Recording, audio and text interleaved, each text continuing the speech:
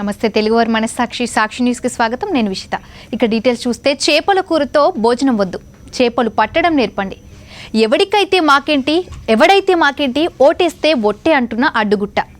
పేరు గొప్ప ఊరు దిబ్బ. సమస్యల care of address Langar House. గ్రేటర్లో కార్మికులే కీలం. ఓట్ల కోసం పార్టీల గాలం. ఇలాంటి వార్తల సమాహారాన్ని మీ ముందుకు తీసుకువచ్చిన గ్రేటర్ వార్ స్పెషల్ బులెటిన్లోకి స్వాగతం.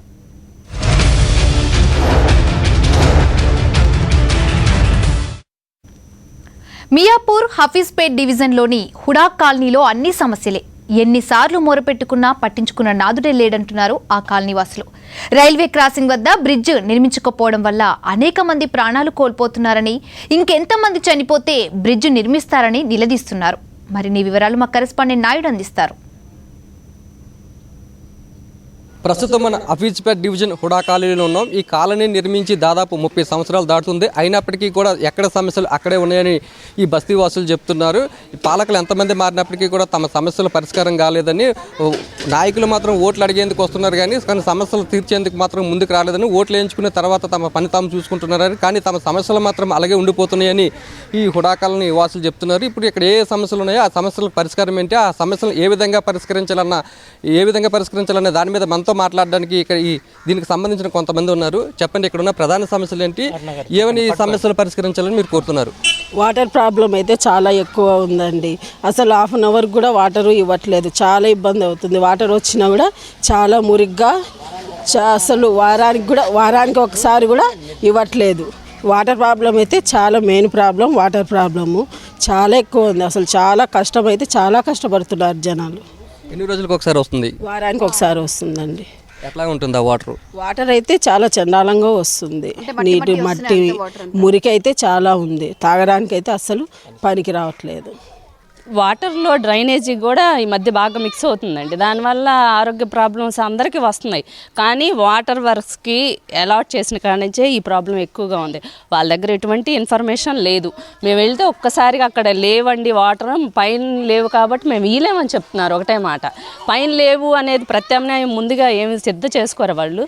ఇలా ఒక్కసారిగా చెప్పేస్తే ఏం చేయాలి? లోకల్గా ఉన్న కుళాయిలు కూడా ఒక్కటి కూడా పని చేయట్లేదు. వాటిని కూడా ఎవరు రిపేర్ పట్టించుకోవట్లేదు. అందరం ట్యాంకర్లు కొనుక్కొని బ్రతకలేం కదా. అలాంటి ప్రాబ్లమ్స్ గురించి పట్టించుకోవడానికి ఎవరున్నారు? ఈ చెత్త సమస్య వలన ఎన్నో దోమలు, ఎన్నో వ్యాధులు, చిన్నపిల్లలకి పెద్దలకి తేడా లేకుండా ఎన్ని రోజులు ఈ సమస్యని మనం కంటిన్యూస్గా ఉంచుకోవాలో మనం ఒకసారి ఆలోచించుకోవాలి. ఒకటి చెత్త. టీములు పెట్టారు, ఓకే, మహిళా భద్రత అన్నారు. చైన్ స్నాచింగ్లు ఈ మధ్య విపరీతంగా ఎక్కువైపోయాయి. ప్రతిసారి దొంగతనం ఏదో ఒక రోజు ఏదో ఒక ఇంట్లో జరుగుతూనే ఉంది. ఎన్ని రోజులు ఎన్నిసార్లు టీంలను పెట్టి మహిళా భద్రత లేకుండా ఉంచి దొంగతనాలను కూడా కంట్రోల్ చేయకుండా జిహెచ్ఎంసీ ఎన్నికలు వచ్చినప్పుడు వచ్చి మళ్ళీ వెళ్ళిపోయి మన నేతలు ఒక్కసారి మీరు ఆలోచించండి. హఫీజ్పేట్ డివిజన్లో ఎంతో వెనుకబడ్డ ప్రాంతాలు ఉన్నాయి. ఇక్కడ ఎన్నో బస్తీలు ఉన్నాయి, స్లమ్స్ ఉన్నాయి. కాబట్టి గతంలో కాంగ్రెస్ ప్రభుత్వంలో ఉన్నప్పుడు ఇక్కడ ఎన్నో అభివృద్ధి పనులు చేశాం. రోడ్లు వేయడం కానీ, వీధి లైట్లు కానీ. టీఆర్ఎస్ ప్రభుత్వం ఏర్పడి గత 18 నెలలైనా కానీ ఎటువంటి అభివృద్ధి కార్యక్రమాలు చేయలేకపోయినా కానీ ప్రజల సమస్యలు తీర్చలేకపోతుంది. మనం చూసుకుంటే ఇక్కడ హుడా కాలనీలో ఈరోజు ఇక్కడ వీధుల్లో వైర్లు కానీ, తంబాల్లో మాత్రం ఎట్లా వైర్లు వేలాడుతున్నాయి, దాని గురించి మాత్రం ఎటువంటి అధికారులు కానీ ఎటువంటి చర్యలు తీసుకోవట్లేదు. ఇక్కడ డ్రైనేజీలు కూడా ఇంకా కొంత సగం తవ్వారు, అట్టే వదిలిపెట్టేశారు. ఆ నీళ్ళన్నీ వాటర్ దాంట్లో పోయి అవన్నీ కల్తీ అవుతున్నాయి. డ్రైనేజీ నీళ్ళు కూడా వాటర్లో కల్తీ అవుతున్నాయి. దీని నుంచి పిల్లలు చాలా బారిన పడి చాలా బాధలు పడుతున్నారు. మెయిన్ ఇది కౌన్సిలర్ గారికి, ఈ కార్పొరేటర్ గారికి, ఎమ్మెల్యే అందరికీ ఇన్ఫామ్ చేసినా చేస్తామంటారు. ఎవరు చేయడం లేదు. దీని గురించి ఎవరు పట్టించుకోవడం లేదు. ఇక్కడ లేడీస్ పడే బాధలు చాలా ప్రాబ్లం పడుతున్నారు. వాళ్ళు నీళ్ళు ఎంతో దూరం పోయి ఎత్తుకొచ్చుకుంటున్నారు. ఉన్న బోర్ కూడా చెడిపోయింది. బ్రిడ్జ్ కూడా కావాలని ఛానల్ అడుగుతున్నారు, అది కూడా పెండింగ్లో ఉంది. అది సగం చేసి పెట్టారు సార్, దాన్ని మళ్ళీ పట్టించుకోవడం లేదు. అది అట్లే అయిపోయింది. ఆ రైలు క్రాస్ చేసేటప్పుడు ఎంతోమంది చనిపోతున్నారు. హైదరాబాద్ సిటీలో ఎక్కడ లేనంత ప్రాబ్లం ఈ వడా ఫేస్ 1లోనే ఉంది. ఇప్పుడు నెల రోజులండి, వారంకి ఒక రోజే వాటర్ ఇస్తున్నారు. నానా తిప్పలు పడిపోయి రాత్రుల మీద మొన్నటి వరకు ఇక్కడ బోరు పనిచేసి మోసుకునే వాళ్ళు ఇప్పుడు ట్యాంకులతో పోసుకుంటున్నారు. కిరాయిలు ఎంత అవుతాయో వాటర్ కోసం మళ్ళీ స్పెషల్గా అద్దెలకు ఉండేవాళ్ళు కిరాయిలు ఎంత అవుతాయో మళ్ళీ వాటర్ బిల్ కూడా అంతే ఇవ్వాల్సిన పరిస్థితి వస్తుంది. 4లో వేసిన రోడ్లు, సిమెంట్ రోడ్లు, ఇంతవరకు ఈ రోడ్లు మళ్ళీ రిపేర్ కూడా చేయలేదు. ఎక్కడైతే డ్యామేజ్ ఉన్నాయో అవి అట్లే డ్యామేజ్లోనే అట్లే ఉన్నాయి. కనీసం దీనికి జాయింట్ కానీ దీనికి ఒక పరిష్కారం చూద్దామన్నా కానీ చేయట్లేదు. యాజ్ పర్ మేము కూడా లోకల్ లీడర్గా ఎన్నిసార్లు జిహెచ్ఎంసీ కమిషనర్ కానీ లోకల్ లీడర్లకు కానీ ఇంటిమేషన్ ఇచ్చినప్పుడల్లా ఈ కమిషనర్లు మారిపోవడము, అదేమో మేము ఈ టెండర్లో పెట్టాము నెక్స్ట్ వస్తుంది అనే టైపే సమాధానాలు చెప్పుకుంటారు. వాటర్ డ్రైనేజీతో పాటు అండర్ గ్రౌండ్ బ్రిడ్జ్తో పాటు అనేక సమస్యలు హుడా కాలనీలో తిష్టవేసి ఉన్నాయని, ఈ కాలనీ నిర్మించి 30 సంవత్సరాలు అవుతున్నప్పటికీ కూడా ఎటువంటి సమస్యలు కూడా పరిష్కారం కాలేదని, ఇప్పటికైనా జరిగే ప్రభుత్వం తమ సమస్యలను పరిష్కరించాలని కోరుతున్నారు. కెమెరామెన్ వెంకట్తో నాయుడు, సాక్షి టీవీ, హైదరాబాద్. ఆకలితో ఉన్నవాడికి చేపల కూరతో భోజనం పెట్టడం కాదు, చేపలు పట్టడం నేర్పాలన్నది ఓ సామెత. ఇప్పుడు జీహెచ్ఎంసీ ఎన్నికల వేళ రాజధానిలో కూలీలు అదే కోరుకుంటున్నారు. ఈ ఎలక్షన్ల పుణ్యమా అని తమకు కొద్ది రోజులు పని దొరుకుతుందని చెబుతున్నారు. కూలి కోసం పట్టణంలో బతుకుతున్నామని బయలుదేరిన బాటసారికి ఎన్నికలైపోయాక మళ్లీ పస్తులే, ఇంటిలో ఆకలి కేకలే.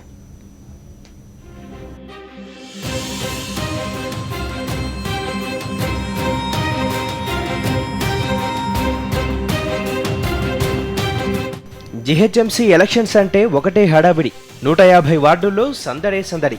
పార్టీ జెండాలు మోయాలి, పోస్టర్లు అతికించాలి, బ్యానర్లు కట్టాలి, కరపత్రాలు పంచాలి, మైకుల్లో ర్యాలీల్లో హోరెత్తించాలి. నాయకుడి వెంట ఇంటికి వెళ్లి ఓటర్లకు అరచేతిలో స్వర్గం చూపించాలి. నాయకుడికి జై కొడుతూ జోష్ నింపాలి.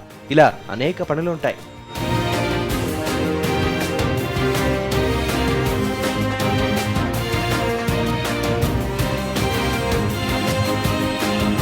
గతంలో ఈ పనులన్నీ పార్టీల కార్యకర్తలే చేసుకునేవాళ్ళు. ఇప్పుడు ఆ పరిస్థితి ఏ పార్టీల్లోనూ కనపడట్లేదు. ఈ నేపథ్యంలో అన్ని పార్టీలకు జనం అవసరమవుతున్నారు. చుట్టాలు, స్నేహితులతో పాటు తెలిసిన వారందరినీ ఎలక్షన్ వేళ నేతలు వాడుకుంటున్నారు. దీంతో రోజుకింత అని మాట్లాడుకుని పెద్ద ఎత్తున కూలీలను మాట్లాడుకుంటున్నారు. నామినేషన్ రోజు నుంచి ఎలక్షన్ రోజు వరకు ఎంతమంది వీలైతే అంతమంది సేవలను వినియోగించుకుంటున్నారు. దీంతో హైదరాబాద్తో పాటు శివారు ప్రాంతాలు, చుట్టుపక్కల ఊళ్లకు చెందిన కూలీలు రాజధాని బాట పడుతున్నారు. ఎలక్షన్లు అయ్యేంత వరకు ఇతర పనులను పక్కన పెట్టి అడ్డ కూలీలు కూడా రాజకీయ పార్టీ కార్యాలయాల్లో వాలిపోతున్నారు. సంక్రాంతి పండుగకు చాలా మంది ఆంధ్ర ప్రాంతానికి వెళ్తుండగా వీళ్లకు మరింత డిమాండ్ పెరుగుతోంది. 4-5 మంత్స్ నుంచి అసలు వర్కే లేదు సార్. మా బతుకే కష్టమైపోయింది. భార్య పిల్లలను సాదుకోవడం కష్టమైపోయింది సార్. ఇప్పుడు ఎలక్షన్ మూమెంట్ ఉంది, వాళ్ళు వీళ్ళు తీసుకెళ్తున్నారు, 100-200 ఇస్తున్నారు. అందులో 2 కిలోలు 3 కిలోలు బియ్యం తీసుకుంటే అది కూడా కూపన్ బియ్యం కూడా బ్లాక్లో తీసుకుంటున్నాం సార్. రూపాయి కిలో బియ్యం అయితే 25 రూపాయల కిలో బియ్యం కొంటున్నాం సార్. అది పిలుస్తారు అదే వాళ్ళు ఇచ్చే. ఇప్పుడు నిన్న ట్యాంక్ బండ్ తీసుకెళ్ళారు, 200 ఇచ్చారు సార్. నిన్న నైట్ ఇవాళ వరకు గడిచింది. అది ఉన్న వాస్తవం సార్. ఎన్నికలు అయ్యేంత వరకు తమకు ఉపాధి దొరుకుతుందని ఏదో ఒక పార్టీ పిలిచి పనిస్తోందని కూలీలు చెబుతున్నారు. కానీ ఆ పనులు తాత్కాలికమేనని బాధపడుతున్నారు. పని దొరకకపోతే ఇంటికి వెళ్ళిపోతాము. ఈ మధ్య ఇప్పుడు నెల రోజుల నుంచి ఇప్పుడు పార్టీలు స్టార్ట్ అయినాయి కదా, గ్రేటర్ ఎన్నికలు. దానివల్ల ఇప్పుడు ఏదో ఒక పార్టీ వస్తుంది. పార్టీ వచ్చి మనుషులు ఎక్కడ ఉంటారో అక్కడ తీసుకొని వాళ్ళకి ఎంతో అంత ఇచ్చి వాళ్ళను డబ్బులు చూపించే డబ్బుల ఆశకు వాళ్ళని తీసుకుపోతున్నారు. అంతే సార్. ఇప్పుడు ఖాళీగా లేదు. డైలీ 400-300 వాళ్ళది బట్టి వాళ్ళు చేస్తారు. ఈ నెల రోజుల నుంచి కొంచెం పని కొంచెం కలుగుతుంది. ఈ నెల ఇప్పుడు పార్టీ అయిపోయినాక గత మందిని వదిలిపెడతారు. దానివల్ల ఇప్పుడు మాకు వచ్చింది ఏం లేదు. ఒక పర్మనెంట్ జాబ్ మా యూత్కు ఏదైనా యవనస్తులకు కలిగి పర్మనెంట్ జాబ్ కానీ చేస్తా అన్నారు. ఇంతవరకు ఏది లేదు, పర్మనెంట్ జాబ్ లేదు. మేము డైలీ లేబర్ లాగానే అవుతున్నాం. ఈ ఎలక్షన్లు అయిపోయాక మళ్లీ తాము పని కోసం ఎదురు చూడాల్సిందేనని, చాలాసార్లు చేయడానికి పని దొరక్క ఖాళీ చేతులతో కాలే కడుపులతో పస్తులుండాల్సిన పరిస్థితి అని ఆవేదన వ్యక్తం చేస్తున్నారు. తమకు తాత్కాలిక ఉపాధి కన్నా స్థిరమైన ఉపాధి అవకాశాలు కల్పించాలని వేడుకుంటున్నారు. ఇక్కడ పనులు లేక ఏం లేక చాలా ఇబ్బంది అవుతుంది. ఇప్పుడు ఎవరు కాంట్రాక్టర్ వాళ్ళు పిలిచినా కానీ పనులు దొరకట్లేదు. ఇప్పుడు మామూలుగా యథావిధిగా ఇప్పుడు పార్టీ ఉంది కదా, వాళ్ళు ఎవరన్నా పిలిస్తే పార్టీ తరఫున అలా వెళ్ళి పని చేస్తూ ఉంటాం. 200 అట్లా 300 అట్లా ఇస్తారండి. ఇప్పుడు ఖాళీగానే ఉంటున్నాం. అంటే ప్రస్తుతానికి ఇప్పుడు ఇట్లా పార్టీ వాళ్ళు పిలిచినప్పుడు పనికి వెళ్తున్నాం, తర్వాత ఖాళీగానే ఉంటున్నాం. జీహెచ్ఎంసీ ఎన్నికల వేళ చేతి నిండా పని, జేబు నిండా డబ్బులు ఉంటాయని హైదరాబాద్ చుట్టుపక్కల నుంచి అనేక మంది మహానగరానికి చేరుకుంటున్నారు. కూలీలు పెద్ద ఎత్తున సిటీకి బయలుదేరుతున్నారు. అయితే ఎన్నికల వరకు తమను వాడుకొని ఆ తర్వాత వదిలేస్తారని ఆవేదన వ్యక్తం చేస్తున్నారు. గ్రేటర్ హైదరాబాద్లో ఎన్నికల వేడి రాజుకుంది. నామినేషన్ల ఘట్టం కొనసాగుతుంది. ఈ నేపథ్యంలో రాజకీయ పక్షాలు ప్రజల నాడి పట్టుకునే పనిలో నిమగ్నమయ్యాయి.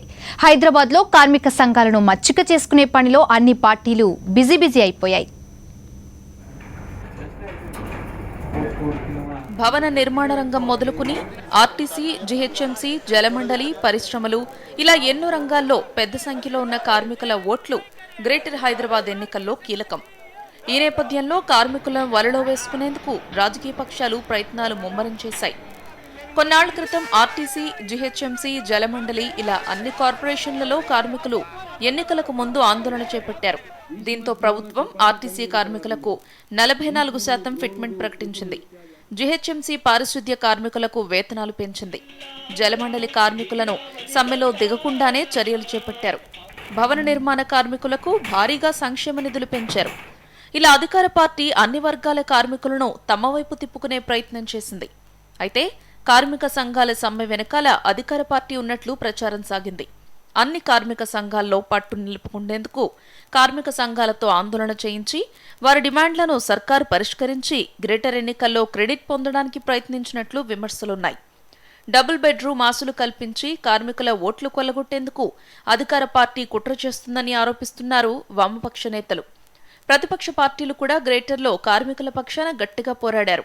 కాంగ్రెస్, టీడీపీ, బీజేపీ, వామపక్షాలు జీహెచ్ఎంసీ కార్మికుల పక్షాన వేతన పెంపు కోసం పట్టుబట్టి వారి డిమాండ్ల సాధనలో సఫలీకృతమయ్యారు. బోగస్ ఫౌండేషన్ లేసి డబుల్ బెడ్రూములు ఇస్తామని చెప్పని మీరు మాయమాటలు చెప్పవాకండి. మీరు వచ్చిన దాంట్లో 1.5 సంవత్సరం దాటింది ఈ రోజు వరకు. మీరు ఇచ్చిన ఇళ్ళు 365 ఇళ్ళు మాత్రమే, అది కూడా ఇంతవరకు హ్యాండ్ ఓవర్ కాల. కొన్ని లక్షల మంది అడుగుతున్నారు ఈరోజు. దాదాపు 80 లక్షల మంది ఈరోజు ఇళ్ళు లేకున్నారు. వీళ్ళందరికీ ఎప్పుడు ఇస్తారు? మీరు కాదు, మీ పిల్లలు కూడా ముసలోళ్ళు అయిన తర్వాత కూడా మీరు 365 లాగా ఇస్తే కాదు. వీరి సమస్యలు పరిష్కరించిన కేసీఆర్ ప్రభుత్వం వైపే కార్మికులున్నారని టీఆర్ఎస్ నేతలు ధీమా వ్యక్తం చేస్తున్నారు. కేసీఆర్ గారు ప్రభుత్వం ఏర్పాటైన తర్వాత కార్మికుల కోసం చేపట్టినటువంటి కార్యక్రమాలే దానికి నిదర్శనం.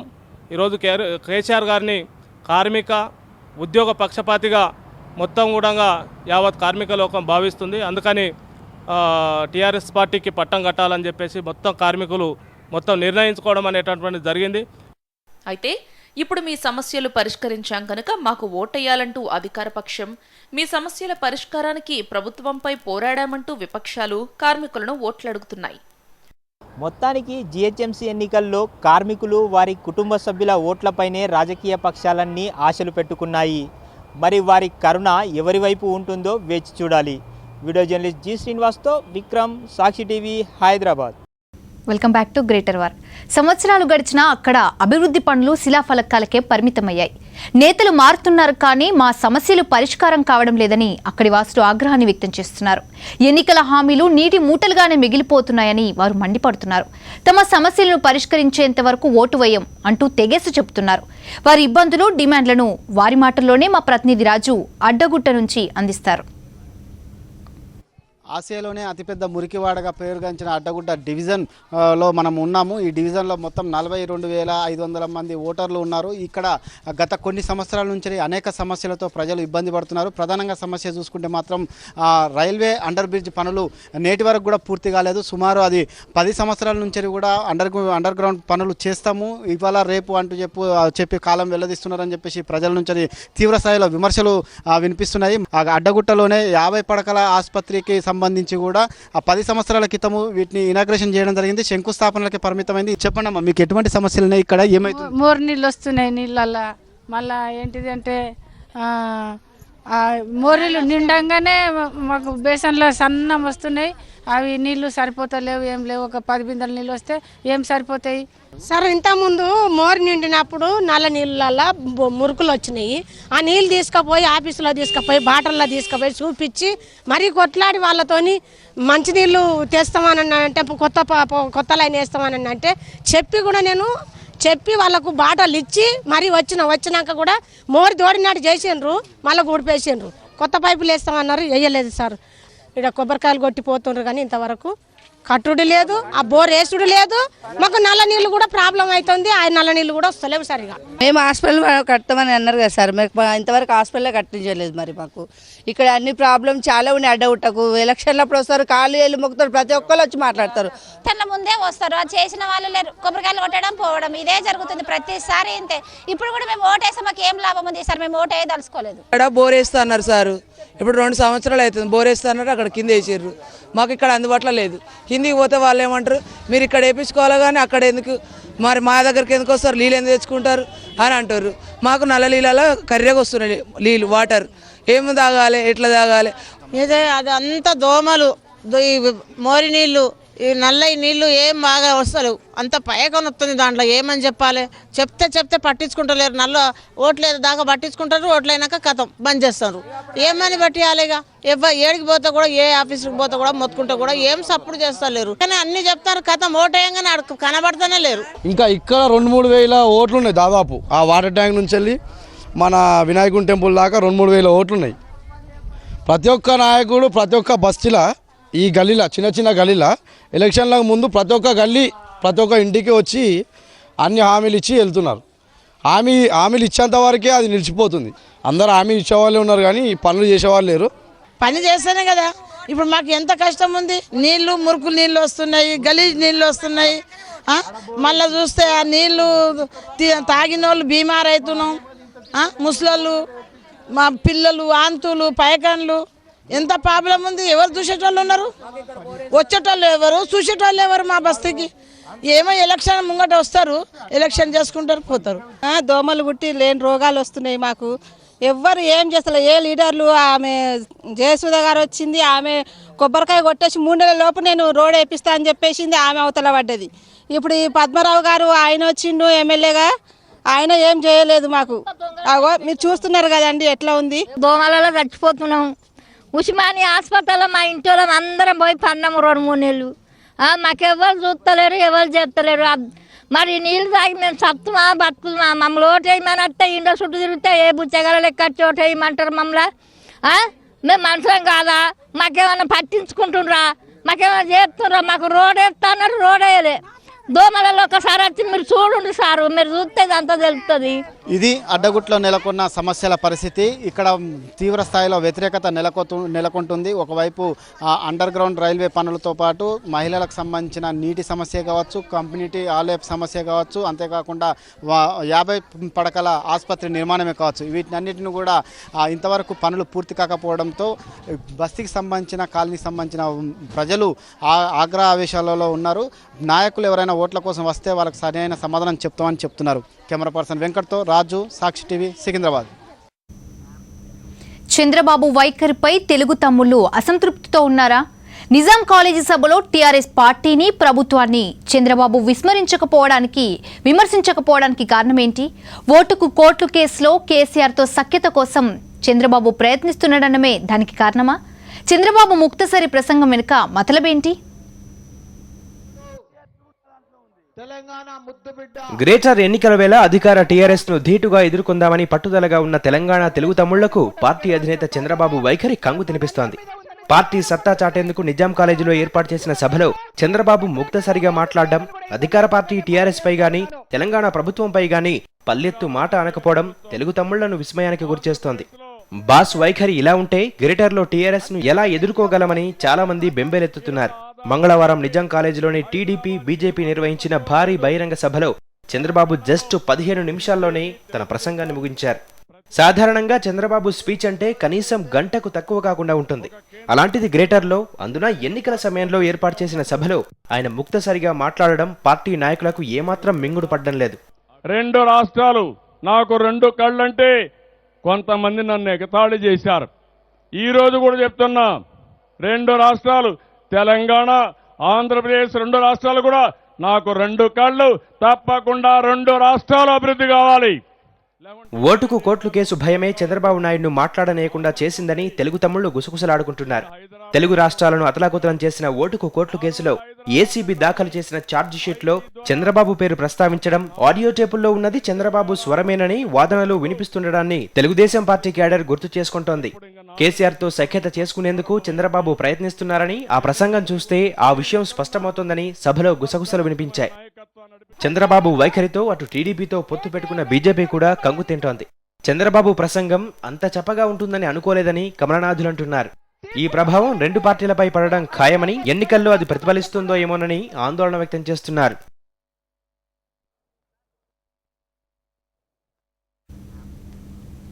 పేరు గొప్ప ఊరు దిబ్బ అన్న చందానికి సరైన నిర్వచనంగా మారింది లంగర్ హౌస్. పై మెరుగులతో సమస్యలను కనిపించకుండా చేయాలని ప్రజాప్రతినిధులు, అధికారులు చేస్తున్న ప్రయత్నాలు బెడిసి కొడుతున్నాయి. గ్రేటర్ వార్ నేపథ్యంలో లంగర్ హౌస్ ప్రజలు ఏమి కోరుకుంటున్నారో మా కరెస్పాండెంట్ దిలీప్ అందిస్తున్న గ్రౌండ్ రిపోర్ట్ ఇప్పుడు చూద్దాం. మనం లంగరోజులోని బాపుఘాట్ ఏరియాలో ఉన్నాం. ఇది లంగరోజు డివిజన్ కింద ఉంది. సో ఇక్కడ చాలా వరకు సమస్యలు తాండవిస్తున్నాయి. సో ముఖ్యంగా ఇక్కడ కనుక చూసుకుంటే మూసీ పరివాహక ప్రాంతాల్లో లంగరోజు ఏరియా ఉంటుంది. సో ముఖ్యంగా ఇక్కడ డ్రైనేజీ సమస్య, అలాగే నాలల సమస్య ఎక్కువగా ఉన్నట్టుగా కనిపిస్తుంది. ప్రస్తుతం మనం ఈ డివిజన్లో ఉన్నాం. ఈ డివిజన్లో ఉన్నటువంటి మరిన్ని సమస్యలు అసలు ఎలా ఉన్నాయి, ఎలాంటి సమస్యలు ఉన్నాయి, ఇక్కడ స్థానికంగా ఉన్నటువంటి వాళ్ళు ఉన్నారు. సో వీరిని అడిగి తెలుసుకుందాము. సో చెప్పండి అమ్మా, ఎలాంటి సమస్యలు ఉన్నాయి ఈ లంగరోజు డివిజన్లో? సో గతంలో ముందున్నటువంటి కార్పొరేటర్లు ఎవరైనా సమస్యలను తీర్చారా? ఏంటి పరిస్థితి? ముందున్న కార్పొరేటర్ ఎటువంటి సమస్యలు తీర్చారని, ఎక్కడ సమస్యలు అక్కడే ఉన్నాయి. మీరు చూస్తున్నారు, కనిపిస్తుంది ఇక్కడ. ఈ మోరికి అసలు ఎన్నిసార్లు అప్లికేషన్స్ పెట్టినా అధికారులు పట్టించుకోరు. ఎవరు పట్టింది ఇది పొంగి పొర్లుతూనే ఉంటుంది. ఎంతమంది చిన్న చిన్న పిల్లలు ఇక్కడ చాలా స్కూళ్ళు ఉన్నాయి. ఈ పిల్లలంతా ఇక్కడ నుంచే నడుస్తారు. వాళ్ళకి ఎంత ఇబ్బంది అవుతుందంటే ఈ నాల మాత్రం ఇంకా పొంగి పొర్లుతూనే ఉంటుంది. నాలలో చెత్త వేస్తున్నారు. ఇక్కడ చెత్త బుట్టలు ఇస్తే బాగుంటుంది. ఇంకా ఇక్కడ దిక్కు మా దిక్కు చెత్త బుట్టలు రాదు. నాలాను ఇంతకుముందు ఎవరైనా దానికి డబ్బులు శాంక్షన్ అయ్యాయి? ఇంతకుముందు కార్పొరేటర్లు ఎలాంటి పనులు చేస్తారు? అయితే ఇది నాలా చాలా పెద్ద నాలా. మేము ఆల్రెడీ దీని గురించి మేము కమిషనర్ గారికి వెళ్ళాము, అడిషనల్ కమిషనర్ గారికి వెళ్ళాము, మన లోకల్ కార్పొరేటర్ గారికి వెళ్ళాము.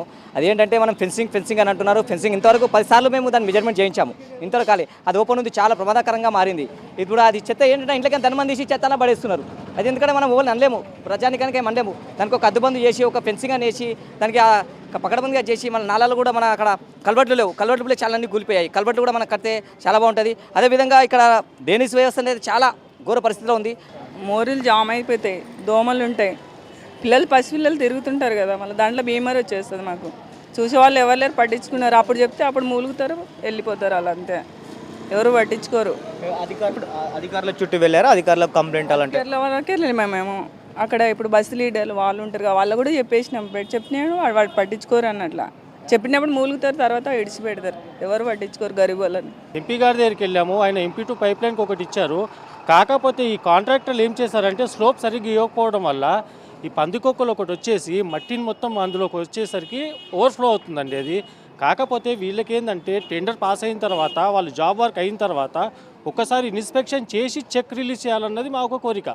ఎందుకంటే ఒకటేసారి చెక్ రిలీజ్ చేస్తున్నారు. అక్కడ ఏదో డబ్బులకు లాలుచిపడి వాళ్ళు ఏదో చెక్ పాస్ చేస్తున్నారు. కాకపోతే సమస్య ఎలాగుందో అలాగే ఉంది. ఆ సమస్యకి ఏదైతే డబ్బులు ఖర్చు పెట్టారో అది కనీసం పబ్లిక్కి కూడా యూటిలైజ్ అవ్వట్లేదు. అది సమస్య మాత్రం అలాగే ఉంటుంది. గవర్నమెంట్ డబ్బు మాత్రం ఎలాగో కాంట్రాక్టర్ చేతిలోకి వెళ్ళిపోతుంది. ఈ MP2 పైప్ లైన్ వేసిన తర్వాత వీటి సమస్య ఉందంటే పెద్ద లైన్ ఏం లేదండి. ఇది కనీసం ఒక 15 ఇళ్ళ వరకే ఉంది పైప్ లైను. దానికే ఓవర్ఫ్లో వస్తుందంటే ఆ కాంట్రాక్టర్ ఏ విధంగా పనిచేస్తారో మీరు ఒకసారి ఆలోచించండి. సమస్య అంటే పెద్ద సమస్య మాత్రం నాలా ఉంది. మనకి నాలా కలవడం మీరు చూసారు ఎంత ముందుకు. దానికి ఒక ఫెన్సింగ్ రాదు. మరి ఎంత ముందుకు మినిస్టర్ వచ్చినా కూడా మేము దాన్ని ప్రియారిటీలో పెట్టినాము. అది ఇంతవరకు కాలేదు. ఎందుకంటే చిన్న పిల్లలు వచ్చినప్పుడు సైకిల్ కానీ స్లోప్లో ఉన్నప్పుడు అది డైరెక్ట్ నాలుగు లోపలికి వెళ్ళిపోతారు పిల్లలు. అది కట్టిమని చెప్పి ఈసారి దగ్గరికి వెళ్ళాము. ఆల్రెడీ జాకిర్ సందర్ గారికి DSR దగ్గరికి వెళ్ళాము. DSR కూడా వచ్చి చెక్ చేశారు, వేస్తామని చెప్పాడు. కానీ ఆయన వచ్చిన తర్వాత రాలేడు. మళ్ళీ ఏ మేడం కూడా ఫోన్ సరిగ్గా లేపది, రెస్పాండ్ కాదు. మనకేమో MP2 లైన్ వేసినా కూడా మనకి ఇంత ఫ్లో ఉన్నప్పుడు వెళ్ళిపోవాలి వాటర్. ఇది పోకపోవడానికి కారణం ఏంది? ఇది ఇక్కడ మట్టి కంపల్సరీ ఉంటుంది. అలా పందికొక్కుల తర్వాత వచ్చిన మట్టినే ఇక్కడ ఉండిపోతుంది. మన స్లోప్ ఉన్నప్పుడు వెళ్ళిపోవాలి కంపల్సరీ. పోవట్లేదు అది వాటర్. అయితే మనకి ఇది ఒక్క బస్తీ కాదు, ఈ నుంచి మొత్తం నాలపంటి మొత్తం ఏరియా అదే ఉందన్న. ఆ ఏరియా నాలపంటి ఫెన్సింగ్ శాంక్షన్ అని చెప్పారు వీళ్ళు. 1.5 1.5 crores శాంక్షన్ అని చెప్పారు. ఇంతవరకు ఆ టెండర్లో ఇంతవరకు పెట్టలేరు వాళ్ళు. దాని గురించి మీరు ఏమైనా చర్య తీసుకొని చెప్తా అంటే మీ సాక్షి దాని నుంచి చెప్తున్నాం. అవునండి, చేయించడానికి చాలా జరుగుతున్నాయి లంగరోజులో. మొన్ననే ఆదివారం రోజే చాలా పెద్ద ఎత్తున జరిగింది. ఆ దొంగ కూడా ఉరికిండు, వాడు మృత్యువాత పడిండు. కాబట్టి గస్తీ పెంచాలి, షీటీమ్స్ కూడా పెంచాలి. మా లేడీస్కి అందరికీ కొంచెం భరోసాగా ఉంటుంది. మీకు ఎలాంటి సమస్యలు ఉన్నాయి? ఇంకేమైనా మీరు ఆ సమస్యల పరిష్కారం ఏ విధంగా ఉండాలనుకుంటున్నారు? డ్రైనేజ్ ప్రాబ్లం ఎక్కువ ఉంది సార్. పిల్లర్ బీమార్ అవుతుంది, ఎవరు వచ్చి చేస్తలేదు. ఇక్కడ చాలా ప్రాబ్లం అవుతుంది మాకు. సో మీరు అంటే ఎన్నికల ఓట్ల గురించి వచ్చే వాళ్ళని ఇదే కోరుకోవాలనుకుంటున్నారా? లేలే మొత్తం బస్తీకి మొత్తం ప్రాబ్లం అవుతుంది. 3 years ఇదే ఉంది. సో ఈసారి ఎన్నికల్లో ఇవన్నీ అంటే ఇలాంటి సమస్యలన్నీ తీర్చే వాళ్ళకే ఓట్లు వేస్తామంటున్నారు. వీడియో జర్నలిస్ట్ రవిప్రసాద్తో దిలీప్, సాక్షి టీవీ, లంగరోజ్, హైదరాబాద్.